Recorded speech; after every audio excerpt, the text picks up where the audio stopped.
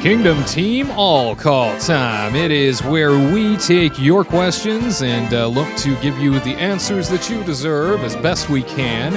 And today, Edward Ingetti has sent to us a question asking the team, how do you think these closures will change the Disney World experience moving forward? Is it going to limit capacity? Is there going to be phased openings, virtual queues, everyone wearing masks, cast members wearing masks even? So Edward wants to know, how do we think this is going to change the Disney World experience?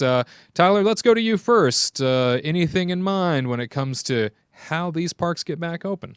I can name a few things I would like for them to change. Like I was discussing earlier, the X-ray machines to check everybody's bags, and they're going to probably have to get rid of those touch points and maybe go to the photo system that Disneyland has, where when you purchase a ticket, they'll take your photo. They might have to switch to something like that. It'll slow things down, but to be healthier at this point, I mean, I don't know if they're going to have cast members wearing masks because, again, kind of like Bob Iger was talking about earlier, they want to have people have a sense of security, even if it's a false sense of security. Yeah. So if they have cast members walking around with masks on, that might make people a little uppity. I'm not really sure if they'll do that, but I definitely think for our society, we're going to see a lot more people wearing masks. Just in general for the next few years at least. And I'm hoping that we just see a lot more cleaning happening. And I'm hoping that they get, better things, just like better soap and sinks that don't turn off after 5 seconds. That's I think the minimum of what we can expect, hopefully.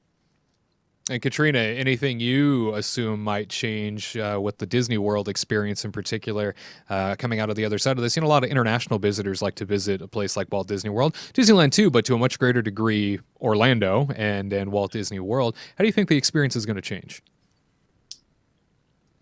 I feel like, again, like they might be wearing like more gloves. Like I would honestly feel like it would be safer if they did gloves. And then for even cast members to wear gloves, I think it'd be kind of cute to make like cute white gloves with like little like dots and stuff like Mickey Mouse. So it's like, kind of fun, but it's also very like as a necessity.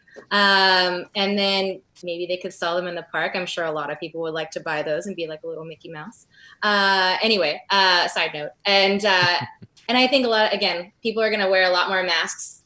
And then I kind of like what Tyler said. And then for the international people, I think that the ones that really want to go are going to come. And they're probably going to be very, very diligent on what they do. They probably are going to have more Purell, especially like in the European countries where like Italy, for example, they got hit hard. And they're not going to joke around about if they travel, they're going to probably really be really prepared and carry like Purell and like anything like masks, gloves, and then just be more diligent about like not being close to somebody and then maybe stepping back. Maybe, I don't know. Yeah. I mean, they have a big uphill battle because like as somebody who didn't used to worry about any, I didn't used to worry about handrails or lap bars or anything like that. I would touch everything and then I'd go eat lunch and it wasn't the end of the world to me. Now every thing I'm going to look at, I'm going to be like, oh man, I'm going to have to go wash my hands. I'm going to have to not touch that. I can't lean up against that. Maybe I won't eat off of a trash can anymore at the Food and Wine Festival. So it's like a bunch of different things. If I'm the one that was never worried about this stuff and now I'm worried about it, they're going to have a big uphill battle. Yeah.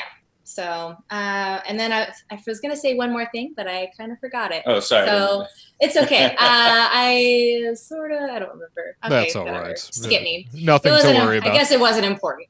Quite all right. And I'm sure it was critical, but I'm sure it was super important and everybody needed to know, absolutely. But they're never going to know now because they'll never know. Just flew out of my head. Yeah.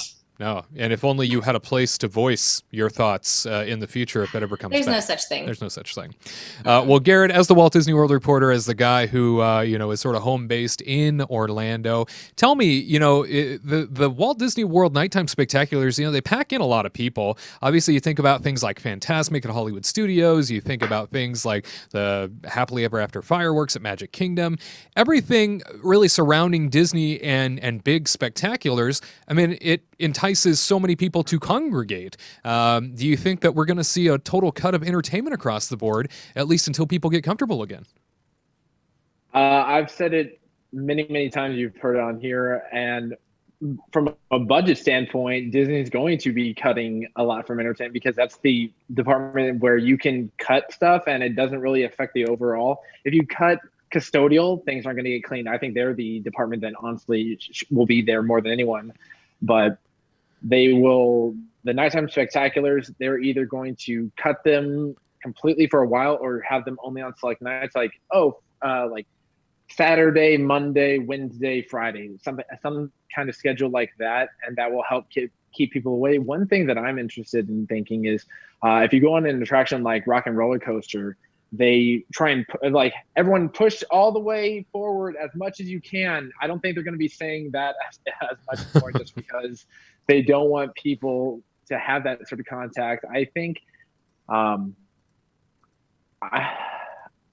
they can say whatever they want, but ultimately we as people have our free will to decide if we want to, where they're like, everyone please remain 3 feet apart or 6 feet away from everyone, then you'd be spread out the entire park for fireworks. But I think entertainment wise, that's where the budget cut's going to come from, and that will help keep people from being so close. I think when it comes to certain attractions, maybe they won't load them all the way. I'm thinking of an attraction such as a Flight of Passage, where you have people that are constantly your entire body's on, your chest is on the bar, your laps are in there, your hands are on the handlebar. And the 3D glasses, I know those get cleaned, but I can only imagine what will happen. Maybe they do it every other one or something like that, or maybe they have to scrub it down so the wait times will go longer. I'm not, but entertainment, that's going for sure. That's going a lot. Unfortunately. So I think there's a lot to consider when it comes to how Walt Disney World is going to reopen. And, it just being such a big place and such a sprawling property, Disneyland Resort is much more self-contained. You can really push people all through just one main gate into the resort, and it's much more controllable. Whereas, you go to Walt Disney World and it's 43 square miles of land, and there's all these ways in and out. There's all these resort hotels. There's so much to consider in the reopening of something like that. I know. To all who come to this happy place, welcome.